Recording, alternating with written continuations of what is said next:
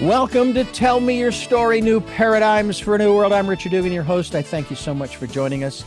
I thank you every time because if you're tuning in, whether it be the radio broadcast, the podcast, or the video cast, you're taking time out of your day. I just got the latest for the month of March from, I guess it was YouTube, and 343 some odd listens and over 2,000. I don't think it was hours. They do it in minutes, which is, I guess it's so that it looks more impressive to you. Over 2,400 minutes. I'm not even going to try to divide by 60, but be that as it may, I thank you so much for tuning in. We've got a wonderful program for you. And as I mentioned, of course, we broadcast these programs on Sundays at 7 a.m. and 7 p.m., Monday mornings at 1 a.m., Wednesdays at 9 a.m. for our special edition of Tell Me Your Story. And then we're here Monday through Friday from 8 to 9 a.m. That is 9 programs. It is 9 interviews. It's 9 subjects, 9 guests, 9 opportunities for you to hear something that maybe you haven't heard before, or maybe you have. And when our guests bring up the subject and talk about the different aspects for the first time, or maybe the 12th time, it clicks and you go, oh yeah, my wife, my brother, my mom, my friend used to say that all the time. That makes sense. Well, we hope that you're doing that. We are also streaming live at those times at richarddugan.com. The podcasts are on SoundCloud, iTunes, TuneIn Radio, Spotify, Stitcher, Player FM, Blueberry, iHeartRadio, Amazon Music, and many other locations. And you can watch these interviews on YouTube. That's right, YouTube, where we are there, and we hope that you will subscribe. We hope that you will click notifications so that when a new conversation is posted, that you will be able to listen in on that conversation. We hope you'll do that. We also ask that if you can support the work we're doing financially, we would be ever so grateful. We have a PayPal account. It is there for your security as well as ours. And the email address you're going to want to use when they ask, to whom are you sending? Richard@richarddugan.com. That's Richard@richarddugan.com. And let's see. Oh, one other thing. And we will probably get into this because it was probably part of the process our guests went through.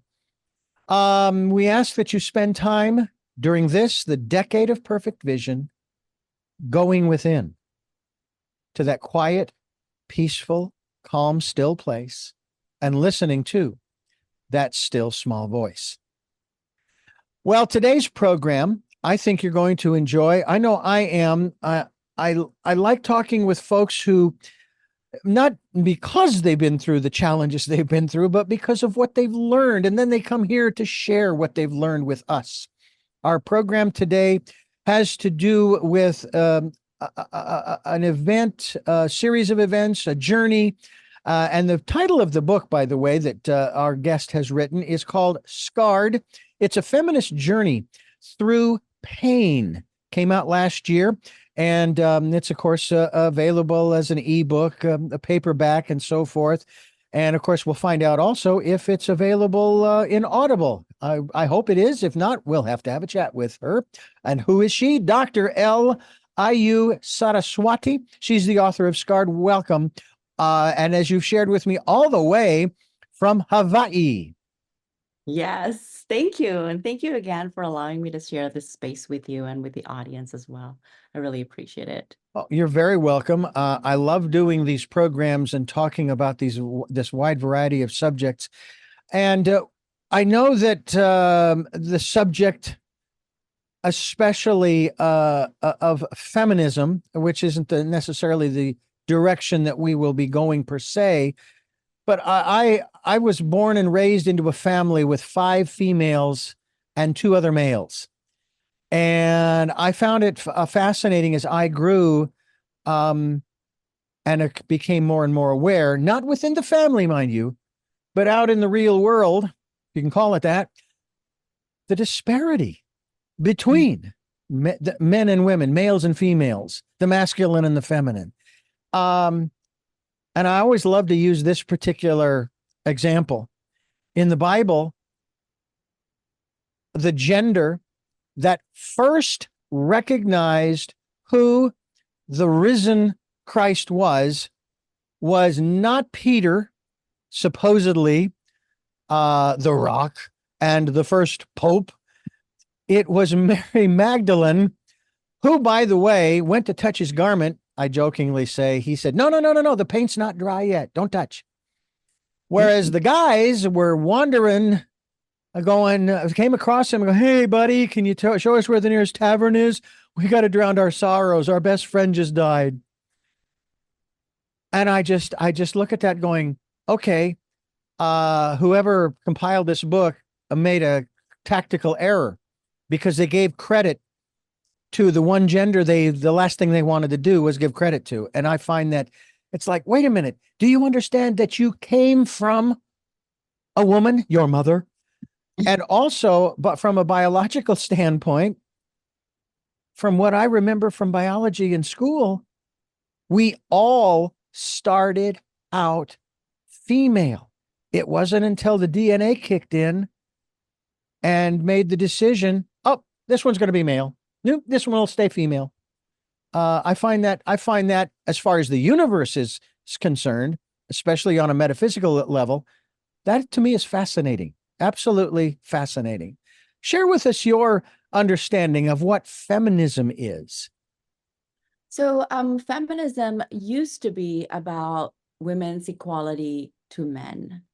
But that was sort of like more like the earlier women's movement, because later on, obviously, people realized that there were inequality among men.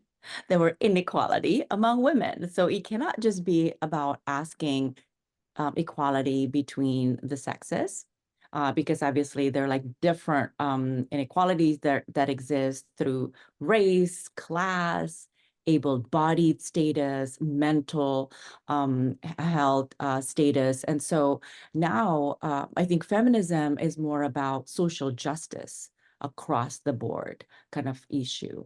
And more than anything, it's not about sameness, because a lot of time people sort of think that, oh, we want to be the same as men. We want to be the same as this. But it is about access, and it's about equal access. And in my book, I talk about democratizing access to well-being. So it's sort of like that in some way. It's about having all of these access available to you, affordable to you if you want to access them, right? So it doesn't mean that, oh, I want to be exactly like that person. I want to be exactly like that. Does that make sense, the difference? Like it's about having the possibilities to be able to learn this, even though you don't have money, right? Rather than, oh, because my family is not rich and therefore we can't even go to college, et cetera, et cetera. Mm-hmm. I've also, in conversations with folks about this subject, and that is that when it comes to feminism and when it comes to equity, if you will, women are not wanting to take over. They are wanting to share in the process. Big difference. Yeah, and we're not even here yet, let alone to like want to do that. And I think with the current challenges as well, it has been getting harder and harder, or more challenging to be female biologically, or in terms of one's identity as well. And so I think it's really about looking at all of these, social issues, and really understanding how can we support one another. And so in the book, for example, I talk about, it's not that if you do all these 4 things, then you'll be free from pain. Like that's definitely not the promise that I offer in the book. But actually the premise of the book is that we will, and we are, and we have been living with pain. Sometimes it manifests in this way, sometimes it manifests in that way. But the idea then, if we have to live with pain, right, Mm-hmm. then how do we live with pain in a way that is more life-sustaining, in a way that is more humane, right, in a way that is more enchanting, and even social justice oriented. So it's not just about me all the time. It's not about how can I get how can I get rid of my pain, but it's about collective pain, right? And how can we together create this environment that is more life-sustaining for you, even though, because we all know, unless you can challenge that, we're all gonna die. I don't know how we're gonna die, but we're all gonna do that. But in the process, how can we make this life more life-sustaining for everyone, not just for me? Yeah. I remember a comedian, and I want to say it was probably back in the 80s, by the name of Tim Allen. And I thought he had a very funny routine where he talked about, guys, that kind of thing. And he got a lot of blowback because people thought he was being anti-woman. And it's like, are you watching the same guy I am? Because I don't get that. And what he was talking about back then was there are times when guys need to spend time with guys. It's just part, and women are the same way. They need to have those bonding moments. My present wife, wanted to do something very special for my mother and my sisters, who I'm not sure if at the time they were all mothers, but they are now. And she wanted to, on Mother's Day, wanted to throw a little soiree for them. I even have pictures of the table that she laid out, and we had the brunch outside and so on and so forth. And it was beautiful, and it was a wonderful experience for them. I was the waiter. I was actually allowed to stay that much. But this was a time not only for, in this case, relatives to connect together, but for women to spend some time together. So the genders, they need that, don't they? They need those experiences. My father used to go out into the desert with a couple of his buddies who we kids used to refer to as uncles. They weren't in that. They weren't in our lineage or our family tree, but they were very good friends. And they'd go out in the desert, smoke cigars, drink beers. I don't know what else they did out there for like a weekend. And it was just part of the process. How important is that? Well, first of all, that is not my area of study, so I cannot I answer that understand. on the study or anything like that. But to me, I don't want to what people call essentializing, meaning that if you are born a certain way or born with certain genitalia, then you'll behave in this way, if that makes sense. And so Okay. there will be people, like you said, who are born with certain genitalia and have a certain gender expression, and they behave a certain way. And I think, again, a lot of the misconception about feminism is that we are all about, oh, you have to do this, we have to challenge all this, like everybody has to live this way. Actually, no. Like what we want is to liberate, everyone from this sort of like gender prescription, right? Meaning that if you have this genitalia, you have to have this gender, you have to behave in this way. These are the kinds of things that you want to do. Does that make sense? And so if Yes. some people, if this works for you, then by all means, that's great, Mm-hmm. right? You found like how it is that is more life-sustaining for you. And for other, they may need, like you said, more feminine energy in their life, Mm-hmm. even though they identify as male, assigned male at birth, but they really want that. And so it is about, to me anyway, again, as you know, they're like different understanding of feminism. And even among feminists, they have different ways of approaching things. And that's great. And that's what we learn actually at school as well. That there are these different strands of feminism. Sometimes they focus more on the environment, sometimes they focus more on the economy, and so it is really about, to me anyway, liberating these sort of Mm. shackles that sort of bound us with just this body or these rules.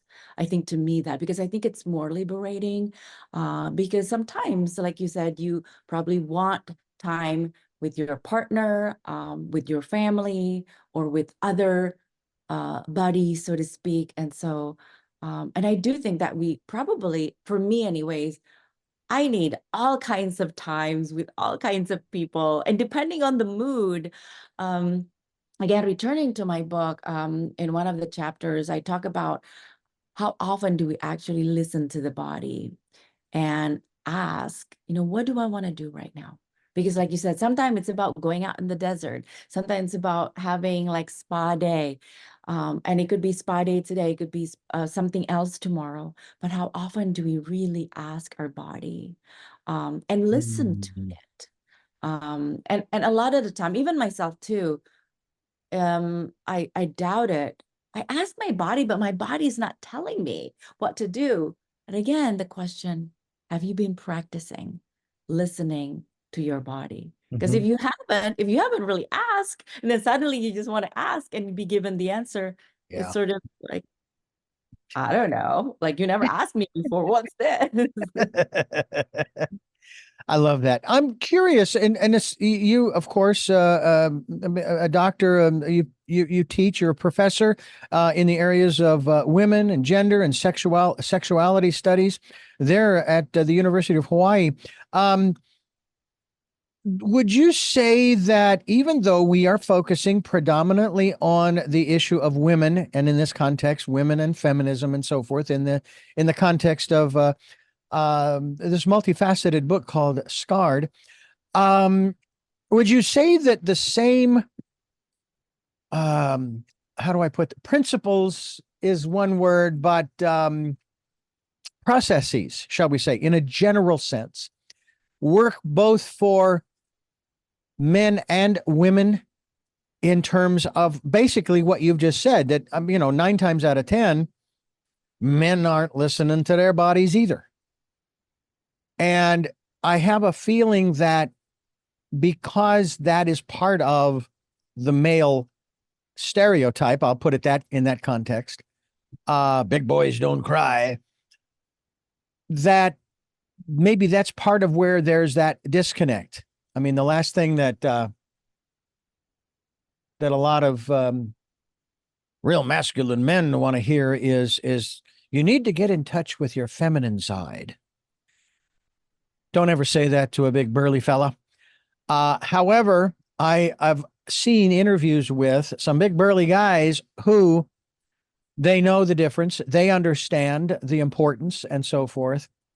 And again, I know this is not your area of expertise, but it seems to me that the rules ought to apply to both genders. Is that a fair assessment? The gender limitations and stereotypes definitely affect all genders, like you said. And it is limiting for everyone. And that's why I think, even though in early years of the women's movement, it is about, like I said, creating this dichotomy and kind of like really putting this sort of, uh, I don't want to use the word, let me think of like what would be the better word, kind of like antagonistic between Mhm. these genders.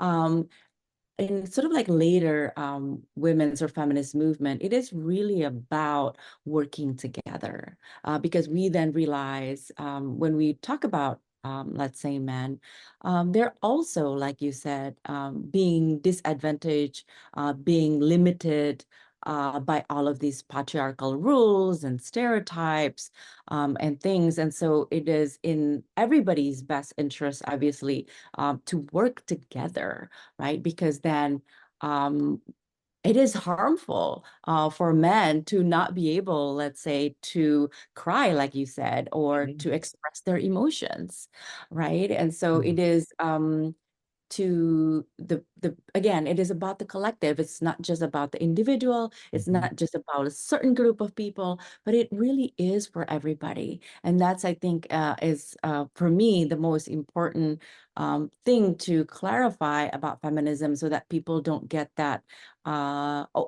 like what you said earlier, this sort of misconception that women then want to rule the world. Um, because again, then what we create will be just the flip side of what is Mhm. going on, a male versus a female dominated world. And we've moved beyond that. We've moved beyond that. And so I think But again, how do we begin where we are? Yeah. Actually work together. Yeah, it is. It's that element as well as the whole element that I have to say, I don't want to say that it necessarily disappeared, but it sure made its head known back in 2015. The whole concept of victimhood, and I'm going, no, no, no, no. I dealt with that back in my 20s when I was going through personal growth programs. No more. I refuse to play that game, and I think too, I also refuse to play the traditional relationship game in terms of the way the stereotypes. It's like that's not the world we live in anymore, and we can't. A lot of people want to go back to the way it was like in the 50s, and I'm thinking, well, you may want to go back there, but there were a lot of people who don't. It wasn't great for them at all, and the reality is we can't go back. So with this book, it seems to me, Scarred is sort of a an evolutionary journey for women in particular, but for our society as a whole, collectively, as you've mentioned. Can you talk a little bit about that and what you envision in this evolutionary process through sharing your story, which is sort of a combination of a memoir and it's referenced here, scholarly criticism. We'll get into that part later, but let's talk a little bit about the evolution of our society. Yeah, so this book is based on my traveling to 20 countries in 1 year. Wow. To find healing or to have a better understanding of pain and healing. And because we live in society where we focus a lot on the individual. So for example, when we have problems, when we have pain, people would advise us to, get a therapy, right? Or go to workshop, like you said, like work, you have to work on your pain, like literally workshop it. Mhm. And then, but what we forget, and after sort of like going to this different countries, is that what will it look like if we consider pain again, not just right, not just something that happens to us like personally or individually, but also it is something that happens because of the structure that we live in. So, for an example, loneliness. When we feel alone or lonely, which are two different things, but in this case, I'm conflating the two. Sometimes we feel like, oh, this just happens to me. I'm so bad at making friends, right? So we blame ourselves. And so they say, hey, take this workshop, a weekend workshop, how to make friends, or read books about how to make friends, in like Mhm. 10 minutes. Um, but what I'm trying to also look at, so again, the word also, right? What I mean by that, I just want to be clear that I'm not saying, no, it's not personal. What I'm saying, it is personal, but also it's the collective. This loneliness may also come from the way that we structure our life. For example, the way that we live, a lot of the time we rent a one-bedroom apartment, we live alone, we rent a two-bedroom apartment, and then we live with one other person or with families, with our kids, which is different from if you live in an extended family.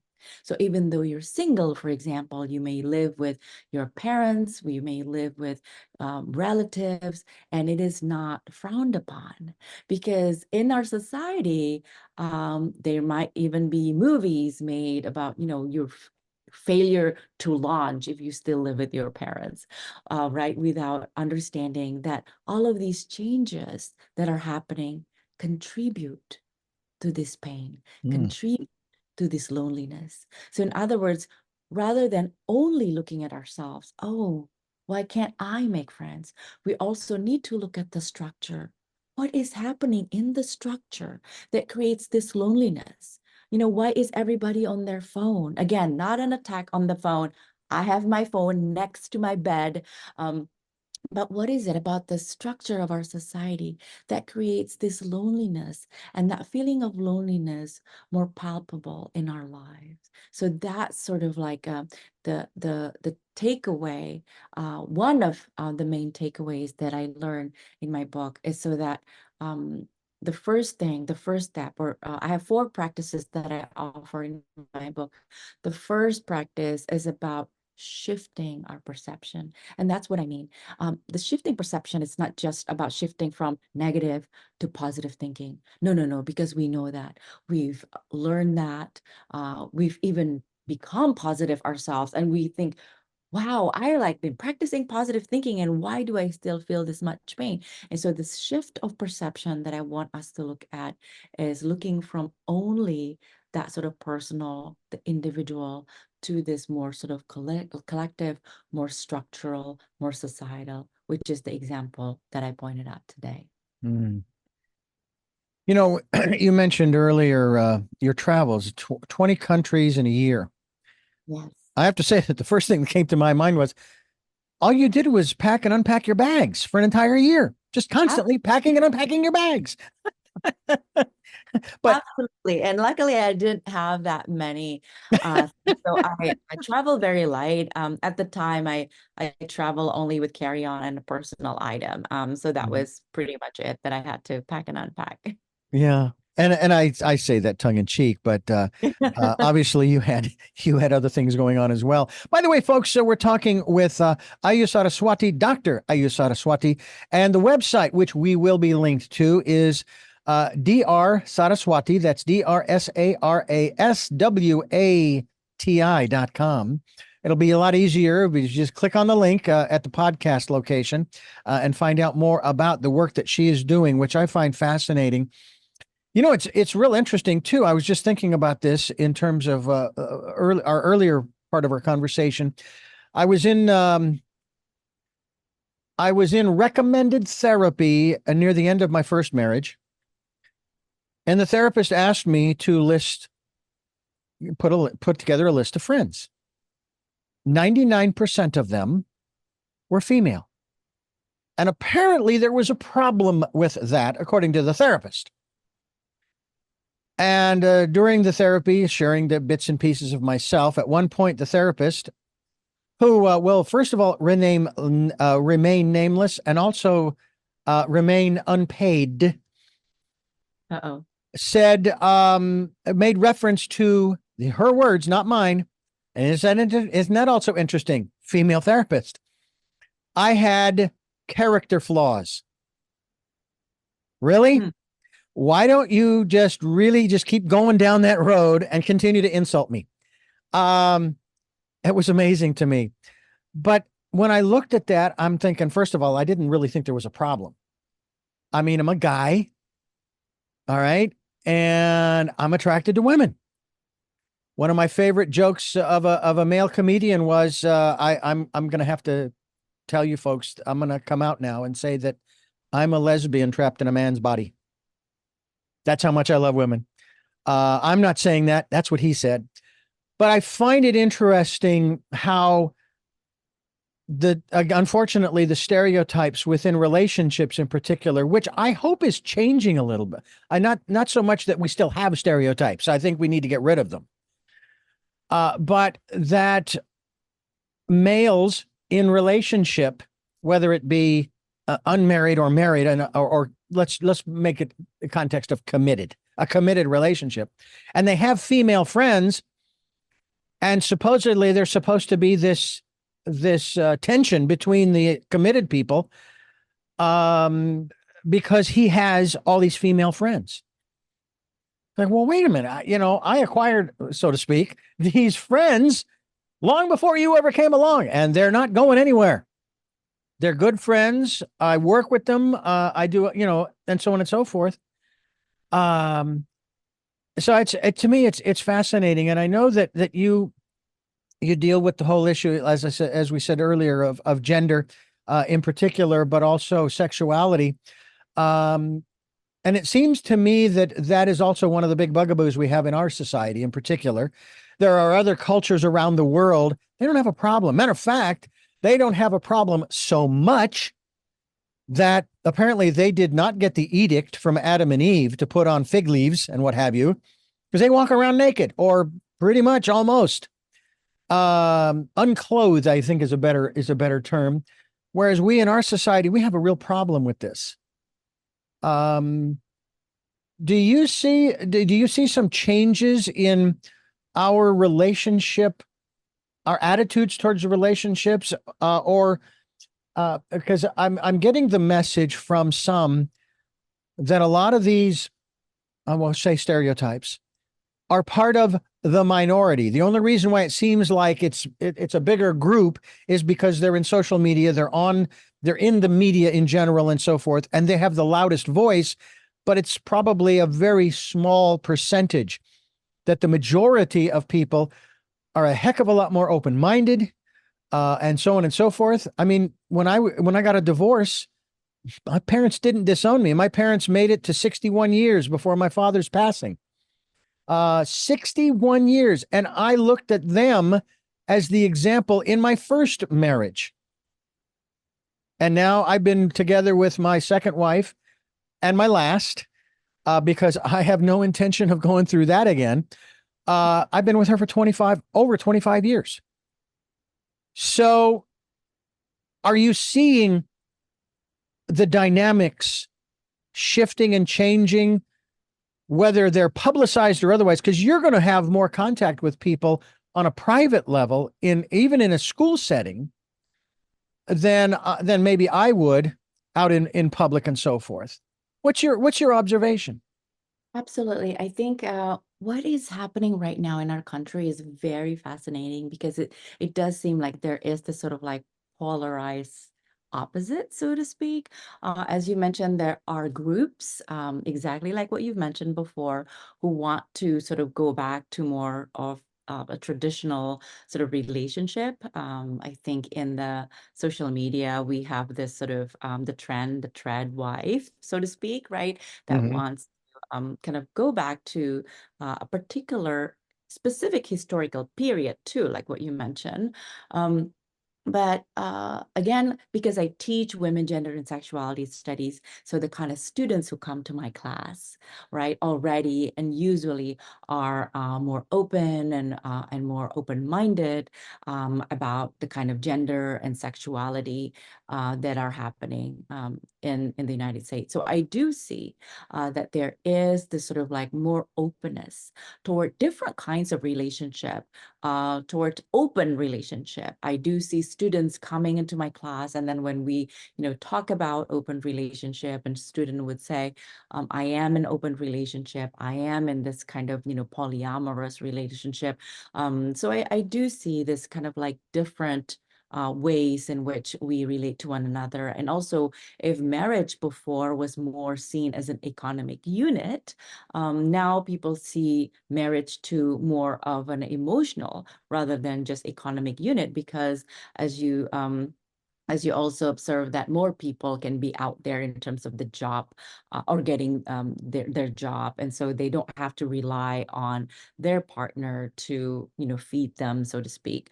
And so I think it is really, really fascinating to see, like, are we even talking about the same kind of like society? Are we really sharing the same land and everything? Because I do see, you're absolutely right that I think are more that changes are happening, and the desire to just kind of like get married and like have this sort of family the way that maybe their parents or their grandparents did it is also becoming later and later as well. I'm not anti-children. I mean, I think it's wonderful. I mean, I have a couple of I have a grandniece and nephew, a grand niece and nephew, and my mother is a great grandmother, which is I have to say is a wonderful thing when you have four generations living.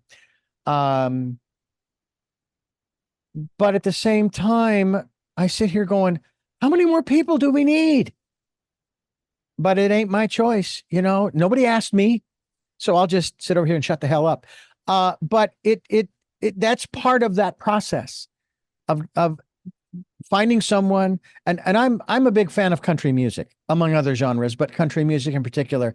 And some of those songs that I hear about that stereotype, I'm thinking, that's all you want? That's it? I mean, you must want more than that, you know. And I'm not saying that you have to do anything. My eldest sister, my late eldest sister, she pursued in her way her music career. She was a French hornist. I think that's correct. She actually made it to second chair in the Scottsdale Symphony Orchestra in Arizona. Um, and and I joke about this. The irony is that she had asthma. Who plays a wind instrument and has asthma? But it may have actually helped. I've actually learned that those kinds of things can help. But she pursued that, and her husband is actually, I should say was, because my sister has passed, but um, he was on one level somewhat traditional, but the way he would describe their relationship specifically at the memorial, he wasn't controlling. He let her be the person that she became, just as my second oldest sister and her husband and my two younger sisters and their husbands, and they're all very happy. I'm still trying to figure out where my brother and I went wrong, because I'm divorced once and he's divorced twice. You know, Mike, find someone. You know, it's okay for the latter 50 years of your life. You know, or don't find anybody and just enjoy your retirement. He retired before I'm not retired, and he's already retired, and he's younger than me. I don't understand that, but I find it interesting that in our family, which I guess on the one hand is sort of an anomaly, as I've sort of observed with other families and so forth that I've come in contact with, my parents let us be who we were to become. If we wanted their help, they were there for us, but they never interfered. They never stuck their nose in where it didn't belong or where it wasn't asked for. And I don't, and that's certainly not what you're doing here. You're saying, I'm just putting this out there, and we have this giant smorgasbord table. Um, and each program adds another dish. You have just added another dish to that giant, the table gets longer and longer and longer. And we ask people to come and partake if it resonates with you. So that's what we're asking you folks to do now, is pick up a copy of Scarred. We hope that you will do that. Give us the website where people can go. I know that you have a website, which is, as I've mentioned before, DrSaraswati. That's drsaraswati.com. You said and it is available, I'm sure, through Amazon. Is it Audible yet? I guess that's really where I wanted to go. No, it's not Audible yet. I think also this is in some ways, as you mentioned, you use the word scholarly criticism. It is an academic book, but it is an academic book that is also partly a memoir. And so because it is an academic book, I do have to say that there are concepts, or people say big words, right, in the book. But that is partly my goal, is to kind of close the gap between the public and the academic. And what I did in my book is that every time I use quote unquote big word or this concept or theory, I would then explain it. What is the definition and what is the example, like the day-to-day example of what that word means.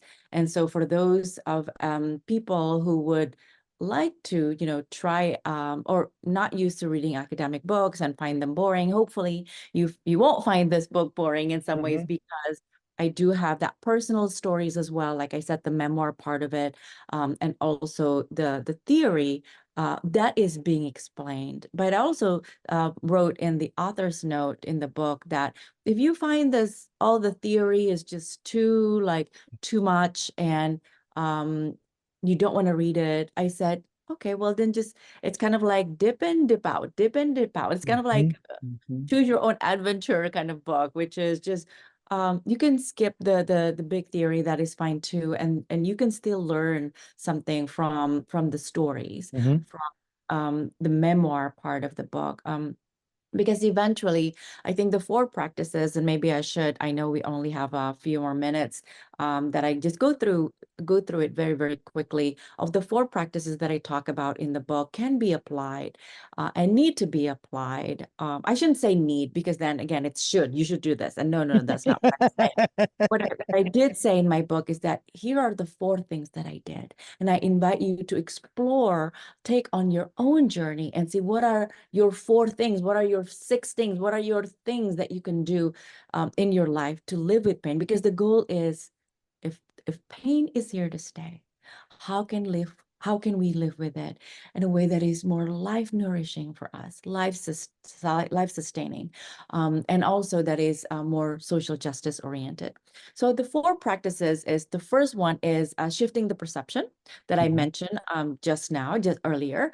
And the second thing is work with the body, but without the story. And what I mean by that, again, in the book, I talk more about like all of this, but in a nutshell, it is really about, can we cry without the story? Because when we cry, sometimes we're like, oh my God, why did I do that? Why me?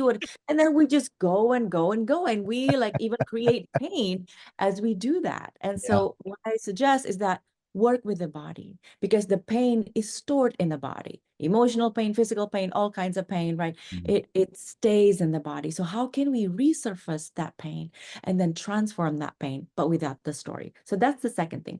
The third thing is to practice what I call feminist enchantment daily. And again, if the word feminist sort of scares you because of all of this misconception in the world, then just use the word enchantment. If enchantment is also like, oh my God, what does that even mean? Just use the word magic. And how can we create moments of magic in our daily lives every day? Just one, at least just one moment, and that's enough. If you can create lots of them, great. But if not, just one. Why? Because a lot of the time we are made to feel defeated, right? Because of the pain, because we feel so much pain that we're like, you know what? I just want to give up. I don't want to live anymore. And when we have this one magical moment every day, it could be just watching the sunset. It could be like tasting the food that is so good that we forget our pain. We forget, everything in our life and just like, wow. Right. And so that's the third practice. And the fourth practice is, because, like I said, we also need to look beyond just the individual pain, but also the collective pain. So the fourth thing that I propose is that we need to democratize access to well-being.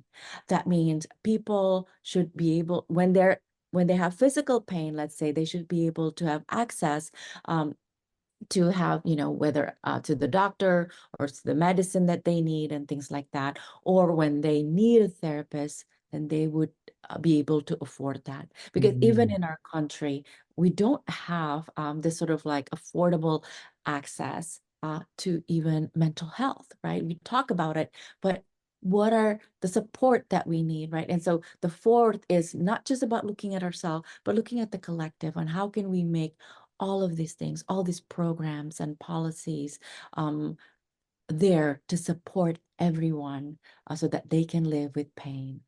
Well, I will tell you that dives right into 2 of the lines from, I always get these mixed up, the preamble versus the declaration. Um, uh, uh, Promoting the general welfare. It definitely goes into that category, but it cannot be separated from the next part, which is, and to preserve the blessings of liberty to ourselves and whom? Our posterity. And to me, that is referring to our collectiveness. And it seems as though we have gone considerably astray, you know? And to be honest with you, it's really kind of bizarre that I hear people who are, sort of that mindedness and talk about how, oh yes, I defend this document, and yet, but you're missing these 2 lines here. Hello, come on, we need to band together again We need to get to, because to me, the last time that this country was unified in a constructive endeavor, it was not 9/11. Okay. It goes back even further. I was 9 years old. And even though it was America, I love Neil Armstrong's comments about how he wasn't just there for the United States, he was there for all of humanity when he stepped off the limb. Uh, it's all of us.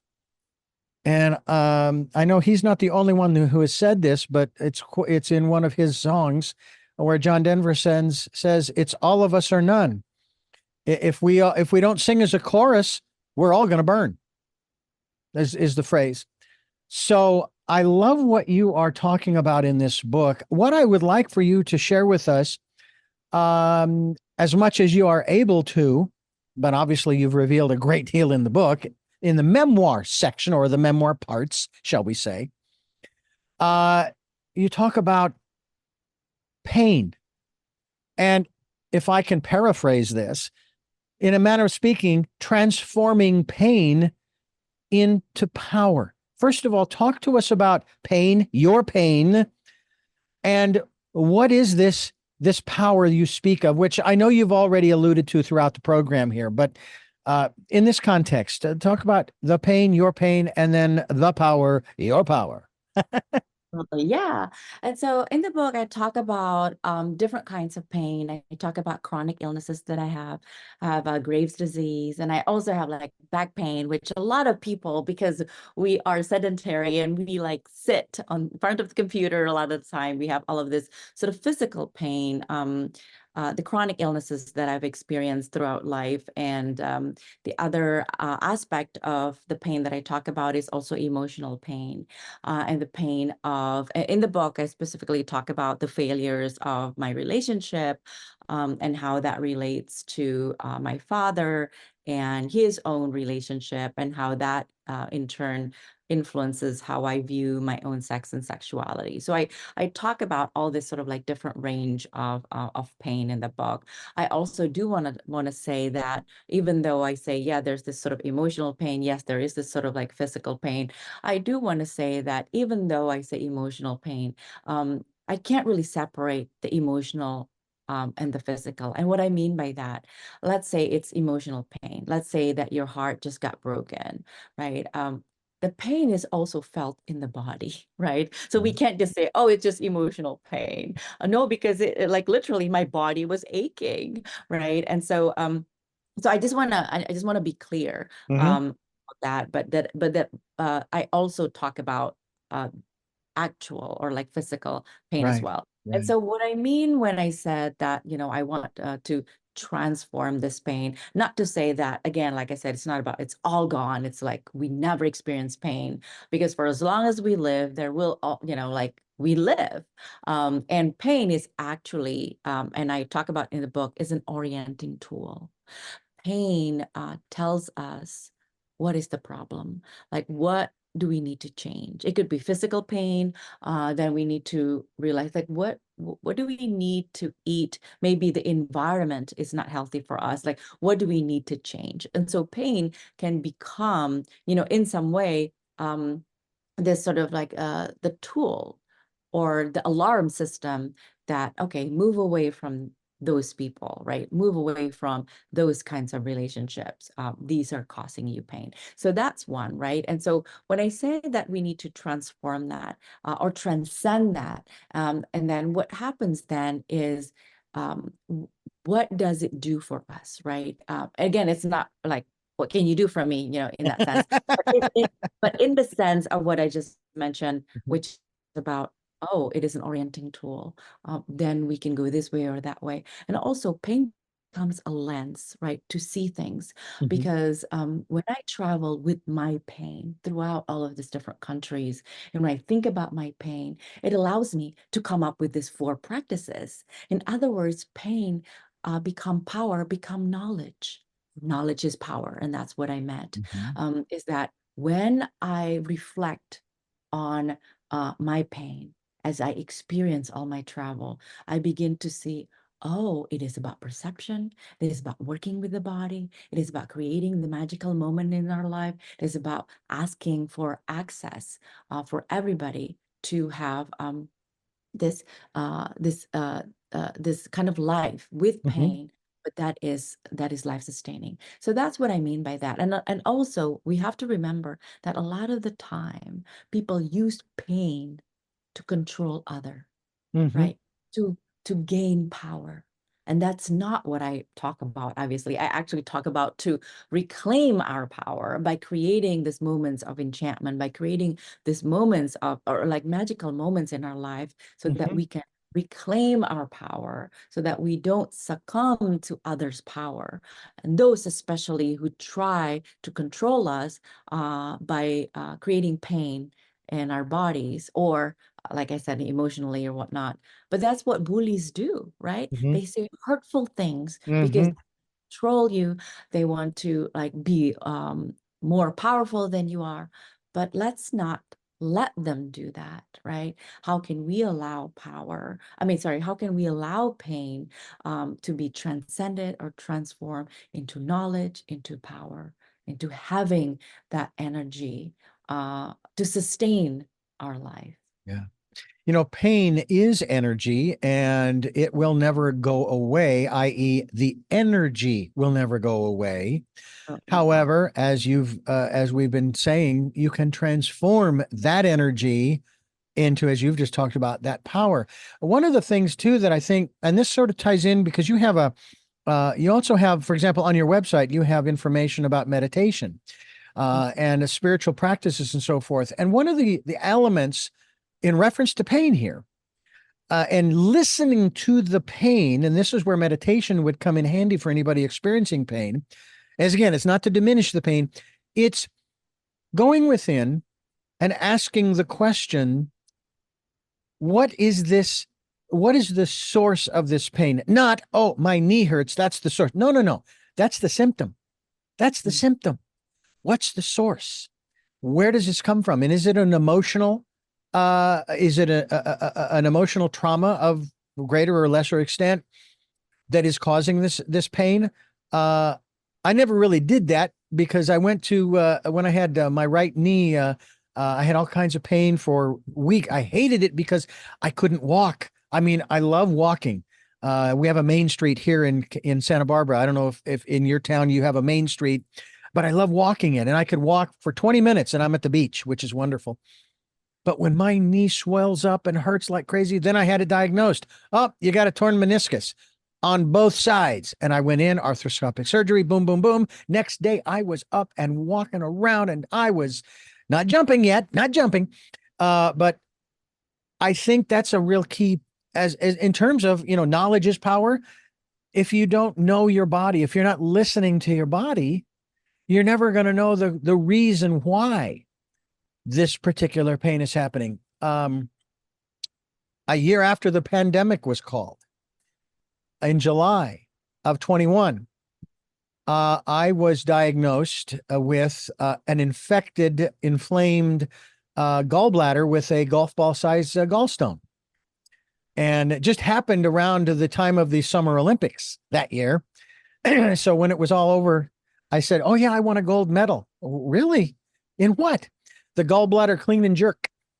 But I was also very aware, Phil, metaphysically, of the connection between not just the gallbladder, but also the liver and anger.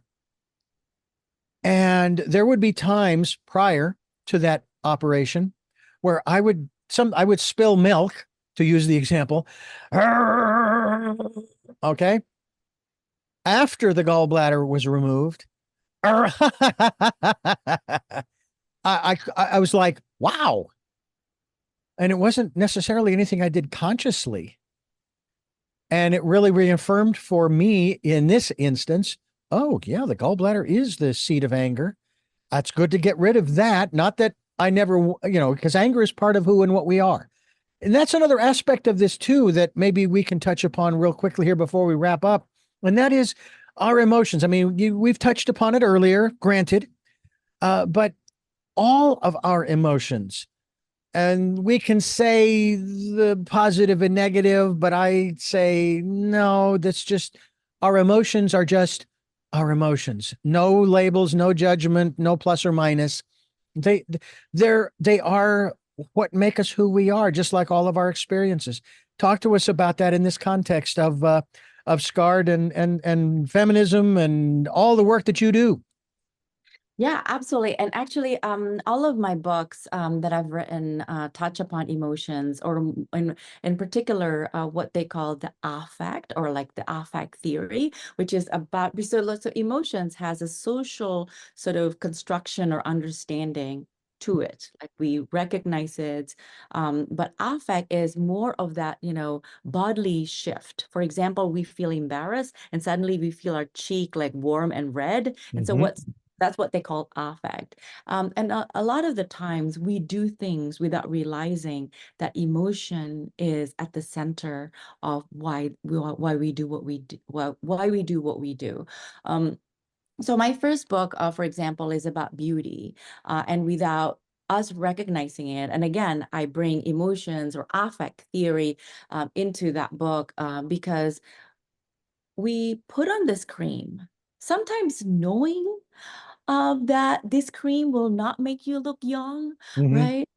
But we do that to manage our emotions Mm. because of the anxiety. We see the wrinkle or whatever it is that we feel, and then we buy this cream and then we use it, whether or not it works or not. But at that moment, that is the emotion that we're trying to manage. Right. And so I think a life well lived, or one that allows us to be blissful or content in some way, is to really look at how our emotion has guided the kind of choices that we make. And not to say that emotions are bad, not at all. Actually, I embrace emotions. Mhm. I want to call all of the book, actually, I talk about emotions specifically because I want to include that to be part of our conversations, even in academia, because a lot of the time in academic setting, you have to be rational all the time, rational, rational, rational. Even in our daily lives, you have to be rational. Is that a rational decision? But the thing is, the rational cannot exist without the emotional, right? And so how can we really look at all of this and embrace all of that, right? Then we can really, really start making decisions that fulfills all of these aspects of our life. Not just, well, this one, gonna make me more money, or like, right? But will that also support that kind of like emotions, all kinds of emotions, the anger issues, the pain issues, or like whatever that is in our life. You're rather prolific. You have quite a number of books out, not just Scarred. As you mentioned, you had another one as well. How many books have you written? Um, Five, and I know that there is another one that is co-edited with others as well, that hopefully are going to be approved soon, and it's gonna usually it hits the market like 2 years after it's being approved, because it Mhm. takes 1 year of production and all that kind of stuff. Right. Yeah. Well, Mhm. wonderful. And you're a young woman, and you've got five out. I am 64, almost 64, and I'm still working on my first. Yeah, it And doesn't matter. I know I've learned that. I've learned that it's universal timing. It's not Yeah, mine. It's the exactly. universe's timing. Yeah. I love that. I love that. Another quick question for you. This is an observation on my part of your background. You have a big wide open book there. On one page, a bunch of trees. On the other side, it's the Ace of Hearts. And inside the hearts, you've got some birds flying. Um, Now, first of all, is that on the wall behind you, or is this a virtual image that we're looking at? It is on the wall behind me. Yeah, that's I love that. I would take it that there's more to it off to either side, or is that primarily for the purposes of these kinds of interviews? so this is this is my dining room, and the dining room has a Alice in Wonderland kind of theme. And Oh, so cool. above it there is the Mad Hatter hat, so to speak. So That is very cool. I like that. My mother was the same way. Our dining room which had to seat 8, and it was not a big dining room either. She didn't necessarily paint on the wall, but she put up one of these beautiful nature murals. And I love when people do that. They get that creative and do that. We actually did that in a room of a house that I lived in. My wife and I lived in, and this particular room was very small. It wasn't more than maybe 5 or 6 feet by 6 feet, and it had 4 walls. And here's what was unique about it: every single wall had a door. If you stood in that room and you turned one way and you opened one door, the garage, the door to the kitchen, the door into a bathroom, the door outside. I'd never seen a room like that before. And I just thought it was so cool. So we put up one of these giant nature murals. So I love when people do that to make their space what the heck, I'm gonna say sacred, because that's kind of what it does. Is it adds a specialness, if you will, to that. I'll ask you this final question before we wrap things up here. In terms of, as I mentioned at the front end of the program, our intuition, listening to that still small voice. For all of us, not just men, not just women, but for all of us, how important do you see that as far as really helping to, shall we say, propel us, move us forward in our transformational / evolutionary process? It is definitely very important. It is the second out of the 4 practices that I talk about in the book, which is working with the body, but without the story, right? And that without the story part is important, because when we ask our body and then it gives you the answer, and we're like, really? I need to eat that today? That's what I'm thinking. Like, I'll eat ice cream instead. That's what I say to my body all the time anyways. But so it is very important. It is also very important to create that sort of quiet space and to learn how to quiet the mind, how to quiet all these other things. That's what I meant by when I said without the story, right? It is about quieting this all other things. And so to really ask the question and to listen, because when we have not practiced, it is very hard for us to even listen. When all of these chatter surrounding the answer, we can't even weed out what is the real answer. Is it this one? Is it that one, right? And so so we have to practice, practice, and practice. And soon we'll be able to do that. And even for those of us like you and I and a lot of people who have practiced, even I sometimes too still can't discern, is this the answer or is this the answer? Even though we've practiced a lot, right? And so let alone if we've never practiced, then it's going to be harder and harder. But definitely, I agree. Very important. One of the wonderful exercises that I've been led to is in terms of quieting that chatter, is writing stuff down. Now, I'm not saying journaling per se, but there are things that we keep in our heads, and we think we try to prioritize. Oh, I need to do this, and I need to do that, and I need to get out a piece of paper. I've got this wonderful journal book that I've got, and I just started making a list. And I started out with 1, 2, 3, 4, 5, 13, 14, 15, 22, 23. I mean, it's like, but that's fine, because what I found was, and it was so extraordinary, was what was I just thinking? Where's my book? And I got to go back to the list, you know. I mean, it's not like I really forgot, but it really quieted it. At least it toned it down to a lower decibel level, if you will, in my head. And I'm going, wow, you know, that is amazing. Have you come across that experience especially because you've written 5 books, and I'm sure there's a 6th and a 7th somewhere in there and more. But do you find that sometimes you have these ideas? And again, I know that's not your specific chosen path, but it's sort of an offshoot, a wonderful benefit from all that you do. Do you find that that's part of your process as well, where something comes and I'm gonna write that down because I may want to use that, if not as a book, but in something that I'm working on, that kind of thing, or even a Absolutely. class.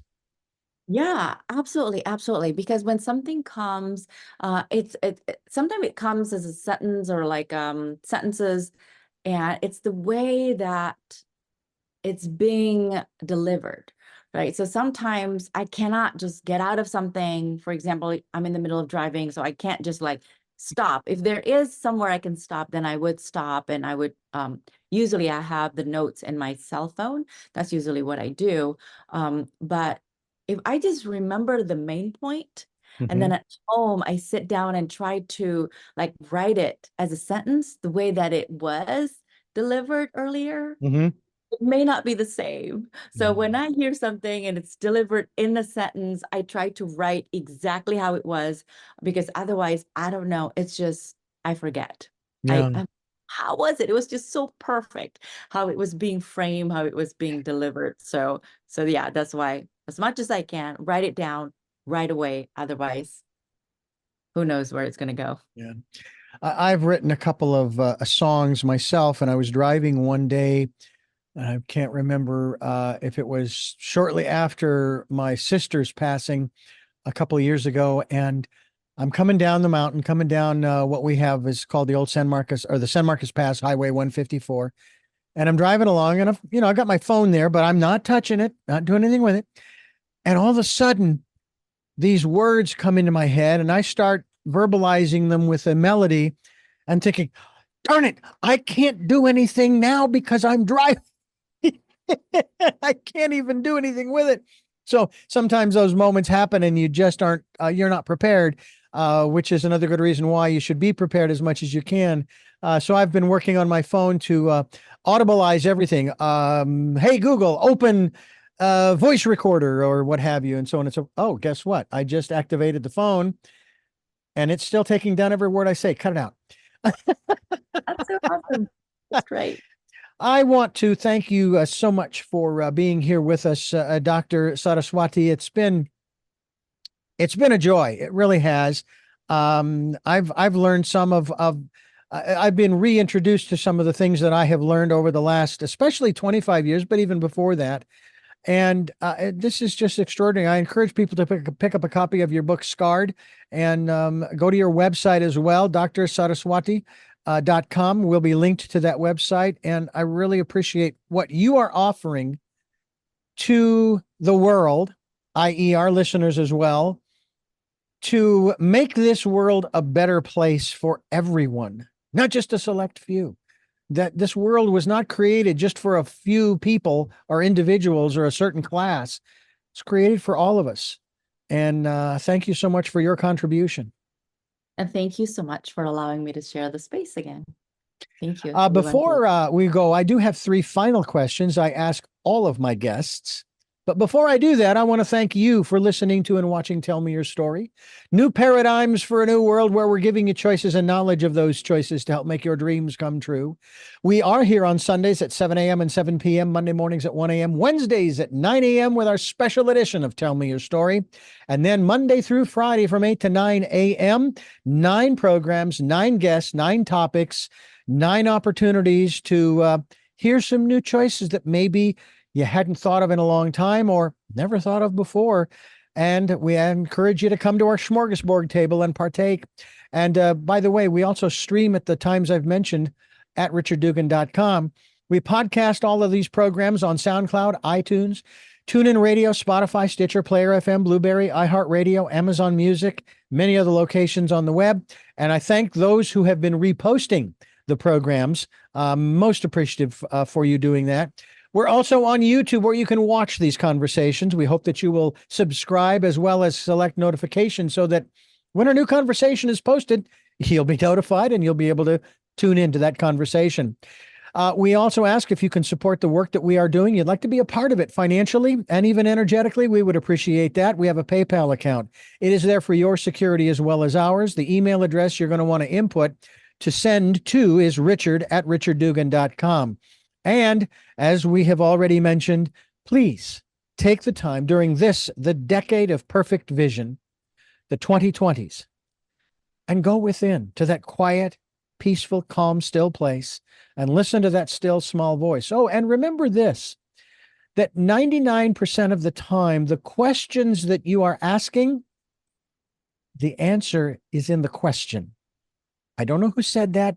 I've read it somewhere, but I believe it is true that the answer to your question is actually in the question. So take that time during the 2020s, the decade of perfect vision. With all of that being said, I would like to ask our very special guest here on the program to share with us answers to these following questions. The first of which is, who is Ayu Saraswati? It's a non-self. I think that's the better answer in some ways, because I think I've learned about anatta in Buddhism. It's about the non-self, that there is no self. And so what I try to do is I just allow myself to be kind of, I don't know if the word vessel is the word for it, but allows like what we talked about, ideas to come through me and things like that. And I try to always sort of like challenge the ego. And so it's not about this is what Ayu Saraswati should be, but it's sort of like it's the non-self. It keeps changing. It keeps sort of transforming into a new being. So that would be my answer, my final answer. Would you like to make a phone call? Get some help on that one. No, no, no. What is it that gets you up in the morning? I think it's the magic. It's the magic of the day, looking forward to like what is going to unfold in the day. I really look forward to seeing what surprises that the universe will bring me for that day, because it is true. When I look at my life right now, this was not something that I had even imagined it to be, but here we are. And so it's always sort of just like what is the moment, and what is the magical moment that is going to happen today. And so I wake up and I would be saying, oh, thank you for a wonderful day. That would be like what I usually say after I wake up the first thing. So I'm just excited about how the day will unfold. Sometimes it involves writing, sometimes it involves teaching, sometimes it involves meeting new friends, but it's in that possibility, in that, and it kind of like a gift, like a surprise gift every day. And so I'm kind of like, what does the universe have for me today, kind of thing. Mm. And speaking of what the universe has for you in a given day, what was your best day? That's hard. That's hard because I've had lots of them. So to choose one, that would be hard.